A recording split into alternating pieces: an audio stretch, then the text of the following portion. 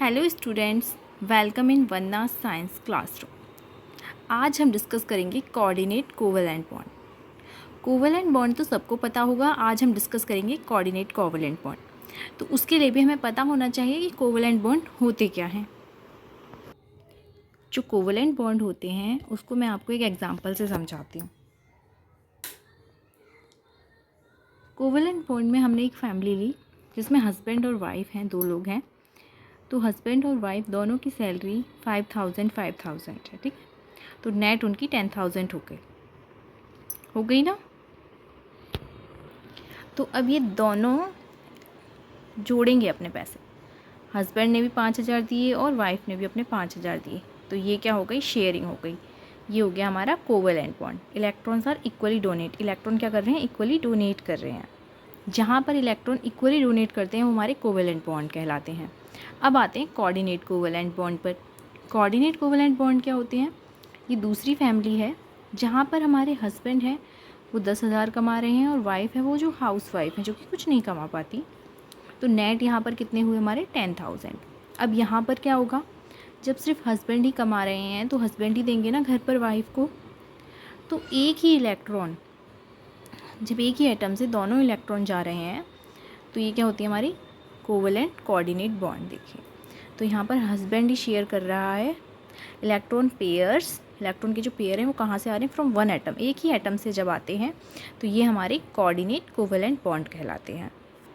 जो हमारे coordinate covalent bond होते हैं इसमें जो लोन पेयर होता है उसे दूसरी जगह पर जाने के लिए क्या चाहिए, एक एम्प्टी स्पेस चाहिए जो खाली होना चाहिए बिल्कुल।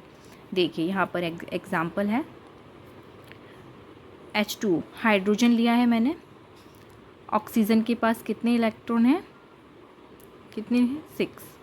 हाइड्रोजन के पास 1 है। जब लोन पेयर, जब ये दो अलग अलग मिलते हैं तो ये क्या कहलाते हैं, हमारे बॉन्ड पेयर। और यहाँ पर ऑक्सीजन के ही हैं वो हमारे लोन पेयर्स हैं। जो देता है वो हमारा डोनर कहलाता है और जो लेता है वो हमारा एक्सेप्टर कहलाता है। अब यहाँ पर जो हाइड्रोजन है पॉजिटिव यानी कि वो एम्प्टी है, उसे कितने बैलेंस करने के लिए, ऑक्टेट कंप्लीट करने के लिए कितने इलेक्ट्रॉन चाहिए, 2 इलेक्ट्रॉन चाहिए। तो अब क्या करेगा, यहाँ से जो H2 है वो 2 इलेक्ट्रॉन एम्प्टी हाइड्रोजन को देगा।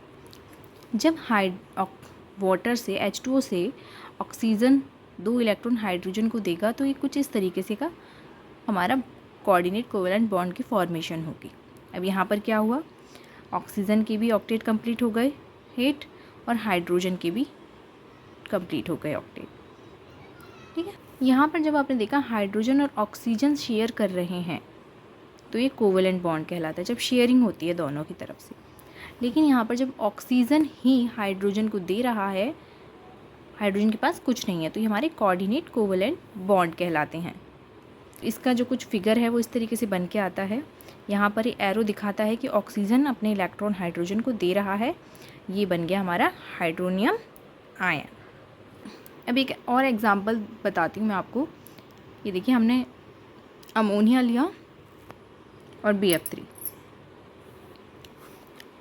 अब देखिए नाइट्रोजन के पास कितने इलेक्ट्रॉन हैं, 1 2 3 4 5 हैं।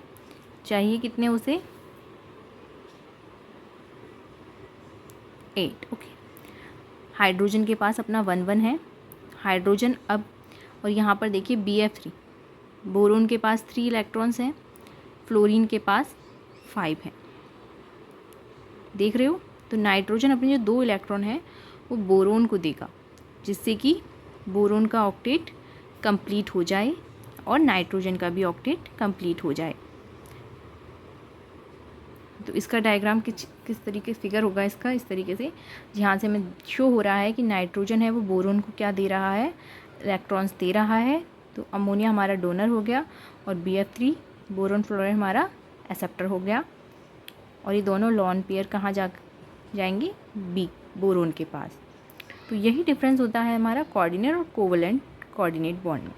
जो कोवेलेंट बॉन्ड होते हैं उसमें शेयरिंग होती है इलेक्ट्रॉन की, और जो कोऑर्डिनेट कोवेलेंट बॉन्ड होते हैं उसमें एम्प्टी स्पेस में वो पूरा लोन पेयर अपना ट्रांसफ़र कर देता है।